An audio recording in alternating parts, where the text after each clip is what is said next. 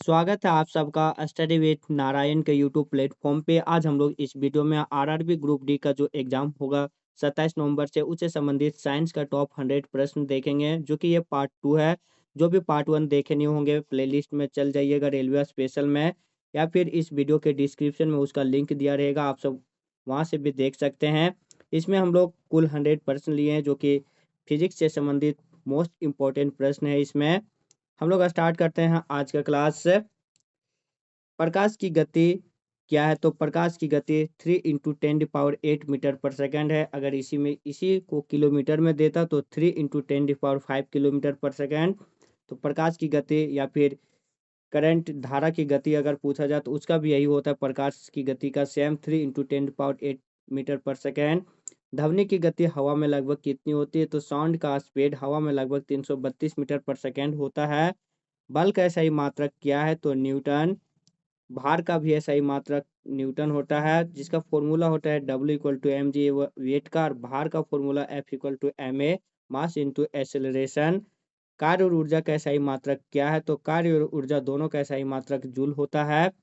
कार्य किसके बराबर होता है? तो कार्य W = Fs cos θ होता है, यानी बल और दूरी का गुणनफल को कार्य कहते हैं।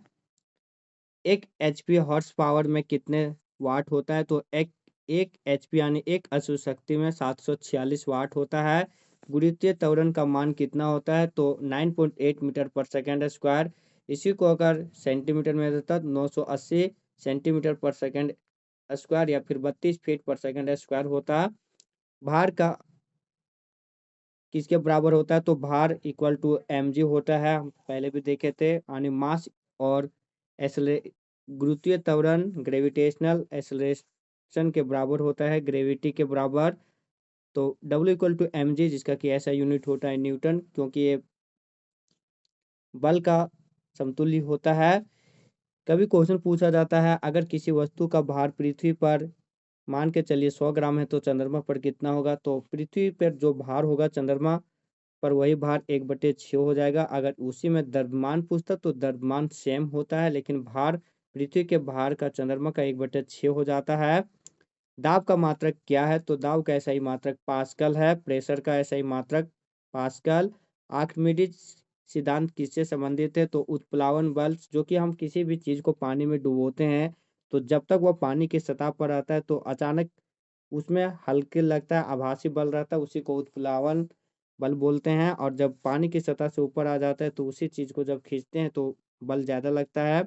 आर्किमिडीज जो कि यूनान से संबंधित ये साइंटिस्ट हैं। उत्प्लावन का सिद्धांत फोर्स ऑफ बायोन्सी का सिद्धांत इसी ने दिया था।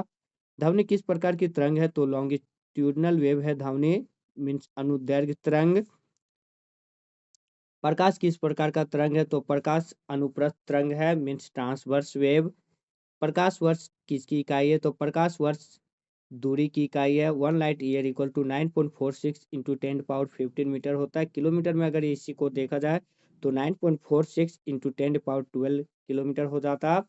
ओम का नियम क्या है? तो ओम का नियम जो कि वोल्टेज, करंट और रेजिस्टेंस से संबंधित होता है, तो V डायरेक्टली प्रोपोर्शनल R होता है। V = I, और इसका फॉर्मूला हो जाता है, वही होता है ओम का नियम।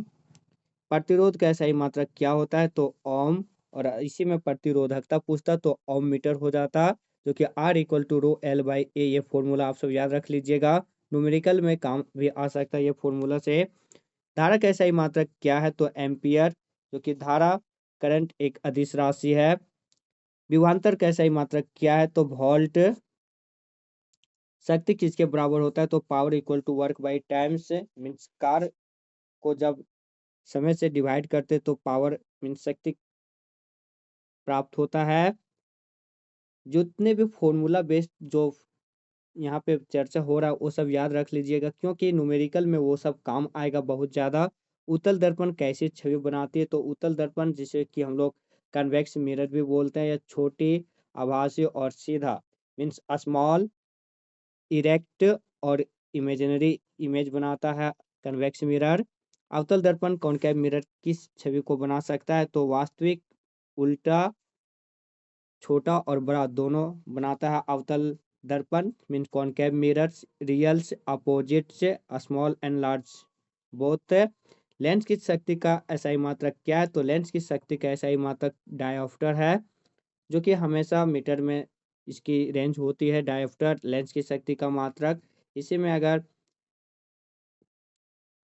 आउटर लेंस का पूछता तो नेगेटिव हो जाएगा उसमें, और उत्तर लेंस का पावर में पॉजिटिव हो जाता है। प्रिज्म में प्रकाश का विचलन क्या कहलाता है? तो प्रिज्म में प्रकाश का विचलन वर्ण विक्षेपण यानी डिस्पर्सन कहलाता है। इंद्रधनुष बनने का क्या कारण है? तो वर्ण विक्षेपण, अपवर्तन और परावर्तन, इन तीनों के संयुक्त क्रिया से इंद्रधनुष रेनबो बनता है। रेनबो फॉर्मेशन के लिए डिस्पर्सन, रिफ्रैक्शन और रिफ्लेक्शन तीनों का जरूरत होता है। मेनली वर्ण विक्षेपण, स्कैटरिंग ऑफ लाइट के कारण ये जनरली होता है। ध्वनि की तीव्रता का मात्रक क्या होता है? डेसिबल। वोल्ट मीटर को कैसे जोड़ा जाता है? तो वोल्ट मीटर को हमेशा पैरेलल में जोड़ा जाता है, यानी वोल्टेज में इस पैरेलल यानी समानांतर क्रम में। एम्पियर मीटर को कैसे जोड़ते हैं? एम्पियर मीटर को हमेशा सीरीज में मीन्स श्रृंखला में जोड़ते हैं। एलईडी का पूर्ण रूप क्या होता है? तो लाइट इमिटिंग डायोड। सीएफएल किस प्रभाव पर आधारित है? तो फ्लोरोसेंट प्रभाव पर आधारित है सीएफएल। रेडियो तरंगों की खोज किसने की थी? तो जी मार्कोनी ने रेडियो तरंगों की खोज की थी। बैरोमीटर से क्या मापा जाता है? तो वायुमंडलीय दाब। एक्स-रे किरण की खोज किसने किया था? तो डब्ल्यू रॉन्टजन ने एक्स-रे किरणों की खोज किया था, जो कि चिकित्सा में इसका प्रयोग किया जाता है एक्स-रे किरण का। रॉकेट किस सिद्धांत पर काम करता है? तो संवेग संरक्षण के सिद्धांत पर। ताप का एसआई मात्रक क्या होता है? तो केल्विन। ऊर्जा संरक्षण किस पर लागू होता है? तो हर एक रूप पर ऊर्जा संरक्षण लागू होता है। ऊर्जा संरक्षण का जूल नियम कहता है कि किसी भी ऊर्जा को ना ही हम निर्माण कर सकते हैं और ना ही नष्ट कर सकते हैं। इसे एक फॉर्म से दूसरे फॉर्म में रूपांतरित कर सकते हैं। यही है in law of conservation of energy. शक्ति का एसआई मात्रक क्या है? तो वाट। 1 किलोवाट घंटा किसके बराबर होता है? तो 1 यूनिट का। पराबैंगनी किरणें का उपयोग कहाँ किया जाता है? तो जीवाणुनाशक, प्रकाश विद्युत प्रभाव और सिंचाई में, इन सबों में पराबैंगनी अल्ट्रावायलेट रे का यूज किया जाता है। क्वेश्चन यहाँ से बहुत बार बार पूछा है। इंफ्रारेड किरणें का प्रयोग कहाँ किया जाता है? तो इंफ्रारेड किरणें का प्रयोग गर्मी प्रदान करने और फोटोग्राफी में किया जाता है। WHO के अनुसार वर्ल्ड हेल्थ ऑर्गेनाइजेशन, जिसका कि हेडक्वार्टर जेनेवा है स्विट्जरलैंड में, 7 अप्रैल 1948 को इसका स्थापना हुआ था, जिसके कारण 7 अप्रैल को विश्व स्वास्थ्य दिवस भी मनाया जाता है। तो WHO के अनुसार कितनी तीव्रता की ध्वनि मानव के लिए उपयुक्त है? तो 45 डेसिबल। ध्वनि की आवृत्ति का मात्रक क्या होता है? तो हर्ज। जल का अधिकतम घनत्व कितने ताप पर होता है? तो जल का अधिकतम घनत्व 4 डिग्री सेल्सियस पर। अगर इसी को न्यूनतम आयतन पूछता है तो 4 डिग्री सेल्सियस और अधिकतम घनत्व 4 डिग्री सेल्सियस पर होता है। उबलते पानी का तापमान कितना होता है? तो 100 डिग्री सेल्सियस। पूर्ण आंशिक परावर्तन का उदाहरण क्या है? तो fibre optics means optical fibre. प्रकाश तंतु, हीरे का चमकना, मरीचिका मीन्स मिराज का फॉर्मेशन और यातायात के संकेत जो चमकते हैं सब। पूर्ण आंतरिक परावर्तन मीन टोटल इंटरनल रिफ्लेक्शन का एग्जाम्पल है। यहाँ पे क्वेश्चन एक है लेकिन 3-4 क्वेश्चन इसमें सम्मिलित है। कुल मिला के 100 क्वेश्चन भले ही है, लेकिन इसमें अगर सही से देखा जाए तो ये अप्रॉक्स 150-200 क्वेश्चन इसमें सम्मिलित है। ध्वनि की तीव्रता अधिक किसमें होती है? तो उच्च आवृत्ति पर। प्रकाश का अपवर्तन का उदाहरण क्या है? तो प्रकाश के अपवर्तन का जो उदाहरण है वह है पानी में रखी हुई छड़ी जब टेढ़ी नजर आती है तो प्रकाश के अपवर्तन के कारण ही होती है। तारों का टिमटिमाना, पानी से भरी बाल्टी में रखा हुआ सिक्का उछला हुआ ऊपर उठा हुआ नजर आता है, ये प्रकाश के अपवर्तन का ही एग्जाम्पल है। और चंद्रमा का ना टिमटिमाना भी प्रकाश के अपवर्तन का उदाहरण है, क्योंकि वहां पे प्रकाश का अपवर्तन नहीं होता है चंद्रमा पर कम दूरी के कारण। तो प्रकाश के अपवर्तन का उदाहरण हम लोग देखें, पानी में रखी हुई छड़ी टेढ़ी नजर आती है, तारों का टिमटिमाना, पानी से भरी बाल्टी पर रखा हुआ सिक्का ऊपर उठा हुआ प्रतीत होता है। भार निर्भर करता है गुरुत्वाकर्षण पर। अभी हम लोग देखे थे W=mg, तो m×g, तो g पर डिपेंड करता है भार। प्रस्रवित रंगों का उपयोग कहाँ किया जाता है? तो अल्ट्रासाउंड वेव का उपयोग जो हम लोग कहाँ करते हैं वो यहाँ पे क्वेश्चन पूछा था। क्वेश्चन भले एक है लेकिन इसमें हम लोग 4-5 से ज़्यादा एग्जाम्पल देखेंगे। तो प्रस्रवित रंगों का उपयोग जिसका कि 20,000 हर्ट्ज से अधिक फ्रीक्वेंसी होता है उसी को हम लोग प्रस्रवित तरंग बोलते हैं। इनका उपयोग मानव शरीर का पथरी तोड़ने में, किडनी स्टोन जो कि कैल्शियम ऑक्जेलेट से बना होता है उसके पथरी को तोड़ने में, ब्लडलेस ऑपरेशन, खून रहित ऑपरेशन में, दांत निकालने में, जब दांत खराब हो जाता है तो दांत जो निकालता है चिकित्सक उसमें, मोतियाबिंद चिकित्सा में, हानिकारक बैक्टीरिया को नष्ट करने में, समुद्र की गहराई अथवा उड़ते हुए विमान की ऊंचाई ज्ञात करने में, इन सबों में प्रस्रवित रंगों का उपयोग किया जाता है। अगला क्वेश्चन, पारा किस में उपयोग होता है? तो थर्मामीटर में। एकमात्र एक धातु है जो कि लिक्विड अवस्था में पाया जाता है। पारा और धातु में अगर पूछा जाता है तो ब्रोमीन। धातु का प्रसार का ताप बढ़ने पर क्या होता है? तो ताप बढ़ने पर धातु का प्रसार बढ़ने लगता है, यानी ताप बढ़ने पर उसका प्रसार बढ़ जाता है। बिजली घर में किस धारा का प्रयोग किया जाता है? तो बिजली घर में एसी अल्टरनेटिंग करंट का उपयोग किया जाता है। बैटरी कौन सी धारा प्रवाहित करती है? तो डायरेक्ट करंट, डीसी। मोटर ऊर्जा रूपांतरित करती है, तो मोटर किस ऊर्जा को किस में रूपांतरित करती है? क्वेश्चन ये था। तो विद्युत ऊर्जा को यांत्रिक ऊर्जा, मीन्स इलेक्ट्रिक एनर्जी को मैकेनिकल एनर्जी में ट्रांसफर करता है मोटर। डायनेमो मीन जनरेटर किस ऊर्जा को किस में रूपांतरित करता है? तो यांत्रिक ऊर्जा, मैकेनिकल एनर्जी को इलेक्ट्रिक एनर्जी में। मानव शरीर का सामान्य तापमान कितना होता है? तो अगर सेल्सियस में पूछा जाए तो 37 डिग्री सेल्सियस, फ़ारेनहाइट में 98.6 डिग्री फ़ारेनहाइट, और केल्विन में 310 डिग्री केल्विन। किस रंग की तरंग दैर्घ्य सबसे अधिक होती है? तो लाल रंग की। किस किरण की ऊर्जा सबसे अधिक होती है? तो गामा किरण की। न्यूटन का प्रथम नियम को क्या कहते हैं? तो न्यूटन के प्रथम नियम, मतलब इसमें होता है कोई भी वस्तु अगर विराम अवस्था में तो विराम अवस्था में ही रहेगा, अगर गति अवस्था में तो गति अवस्था में ही रहेगा, यानी जब तक उस पर कोई बाहरी बल काम नहीं करेगा तब तक वो अपना पूर्ण अवस्था में बना के रहेगा। इसी को न्यूटन का प्रथम नियम कहते हैं, जिसे कि हम लोग जड़त्व का नियम भी कहते हैं। क्वेश्चन यही था। अब न्यूटन के गति का प्रथम नियम का एग्जाम्पल हम लोग देखते हैं, जो कि यहाँ से बहुत बार क्वेश्चन पूछे भी गए हैं। तो चलती गाड़ी के रुकने पर उसमें बैठे व्यक्ति पीछे की ओर झुक जाता है। ये न्यूटन के गति का एक पहले नियम का एग्जाम्पल है। और अगर वही गाड़ी अगर रुका हुआ है तो चलती गाड़ी के रुकने पर उसमें बैठे व्यक्ति पीछे की ओर झुक जाता है, और अगर गाड़ी स्टार्ट होता है और व्यक्ति उसमें बैठा हुआ है तो आगे की ओर झुक जाएगा। पेड़ को हिलाने पर उसमें सूखा पत्ता और फल गिर जाता है, और कपड़े को छड़ी से पीटने पर धूलकण अलग हो जाता है। ये न्यूटन का गति का प्रथम नियम का एग्जाम्पल है सब।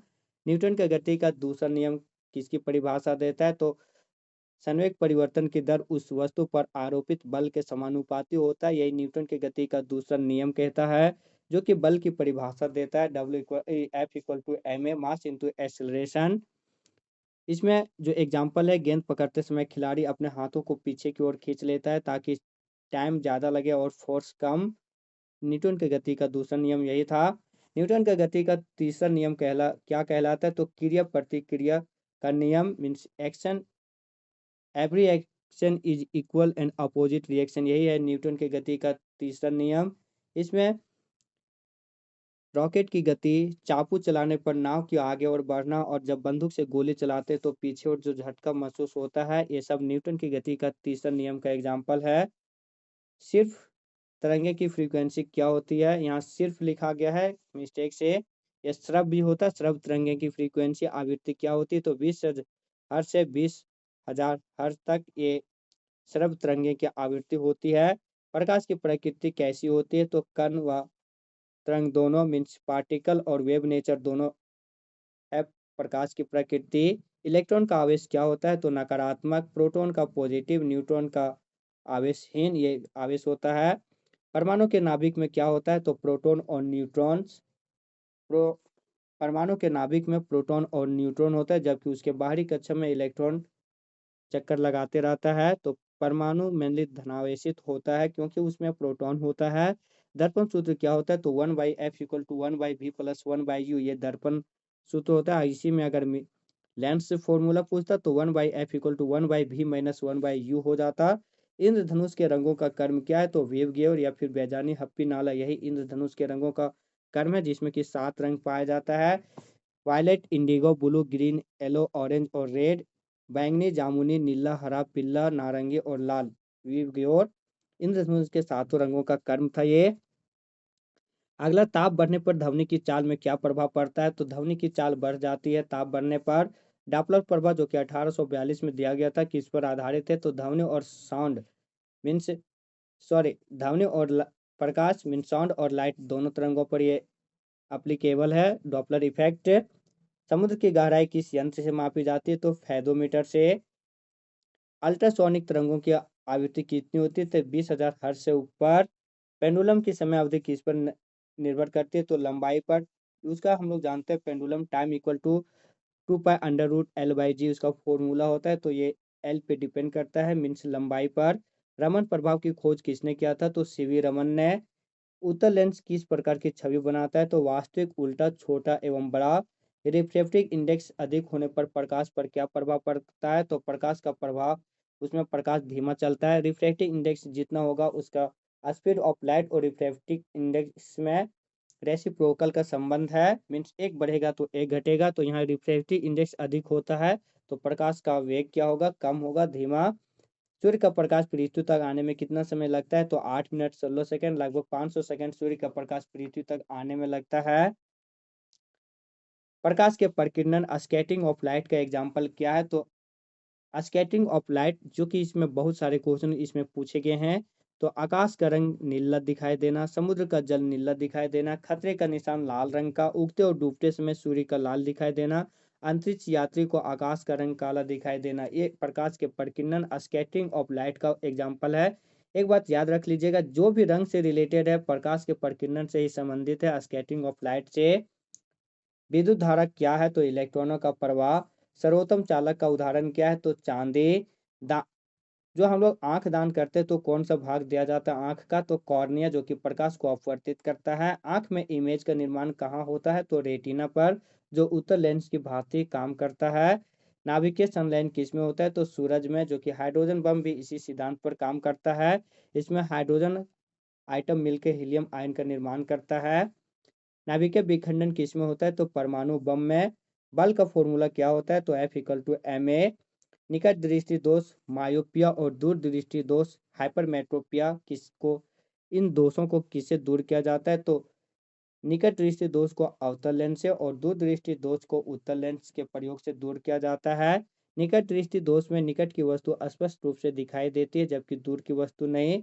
दूर की दृष्टि दोष में दूर की वस्तु स्पष्ट दिखाई देती है, नजदीक की वस्तु नहीं, जस्ट अपोजिट होता है। पावर हाउस में वोल्टेज कितना होता है? तो 220 से 240 वोल्ट। भारत में घरों में उपयुक्त फ्रीक्वेंसी कितनी होती है? तो 50 हर्ट्ज। तरंग दैर्घ्य का फॉर्मूला क्या होता है? तो गति को जब आवृत्ति से भाग देते हैं तो तरंग दैर्घ्य प्राप्त होता है, means wavelength equal to velocity by frequency. इस थ्योरी से, इस फॉर्मूला से भी बहुत सारे प्रश्न पूछे गए हैं। धातु क्यों चमकते हैं? तो मुक्त इलेक्ट्रॉन के कारण। ब्रह्मांड का सबसे चमकीला तारा क्या है? तो साइरस, या किसी को डॉग स्टार बोलते हैं।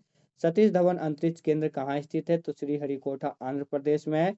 अपवर्तन का नियम किसने दिया था? तो स्नेल्स ने, इसीलिए अपवर्तन के नियम को स्नेल्स लॉ भी बोलते हैं। इसरो की स्थापना कब हुई थी? तो 15 अगस्त 1969 को। वी नारायणन इनके अभी अध्यक्ष हैं। मुख्यालय इसका है बेंगलुरु। इसरो की स्थापना 15 अगस्त 1969। भारत का यह स्पेस एजेंसी है। तापमान मापने का यंत्र क्या है? तो थर्मामीटर। आर्द्रता किस में मापी जाती है? तो हाइग्रोमीटर में। ग्रहों की खोज किसने किया था? तो केपलर ने, जो कि जर्मनी के वैज्ञानिक थे। 1601 ईस्वी में इन्होंने ग्रहों की खोज से संबंधित नियम दिया था। बिजली का आविष्कारक कौन है? Benjamin Franklin. फ्यूज का क्या कार्य है? तो अधिक धारा को रोकना। ट्रांसफार्मर का क्या कार्य है? तो वोल्टेज को बदलना। ये वोल्टेज को बदलता है, बढ़ाता है या घटाता है ट्रांसफार्मर। सौरमंडल की खोज किसने किया था? तो कॉपरनिकस ने, जो कि पोलैंड के निवासी थे। 1540 में इन्होंने सौरमंडल की खोज किया था। फोटोन क्या है? तो प्रकाश का कण। एसआई प्रणाली किस देश में शुरू हुआ था? तो फ्रांस में। तो ये था जो कि अभी हम लोग फिजिक्स का टॉप 100 मोस्ट एक्सपेक्टेड क्वेश्चन देखे ग्रुप डी के लिए, और साथ में किसी भी एग्जाम्स के लिए। इसका पार्ट 1 ये था, पार्ट 2 पहले ऑलरेडी अपलोड है, जो कि इसमें फिजिक्स, केमिस्ट्री, बायोलॉजी तीनों था। इसमें केवल फिजिक्स है। अगला दिन केमिस्ट्री या फिर बायोलॉजी का टॉप 100 क्वेश्चन लाएंगे हैं। जो भी चैनल में नए होंगे प्लीज़ चैनल को सब्सक्राइब कर बेल आइकन जरूर प्रेस कीजिएगा। वीडियो को लाइक और शेयर भी जरूर कीजिएगा। साथ में ही एक अच्छा कमेंट भी जरूर कीजिएगा, ताकि हमें भी मोटिवेट मिले नए नए वीडियो लाने के लिए। पीडीएफ के लिए टेलीग्राम चैनल जरूर ज्वाइन कर लीजिएगा। मिलते हैं नए वीडियो के साथ, तब तक के लिए धन्यवाद।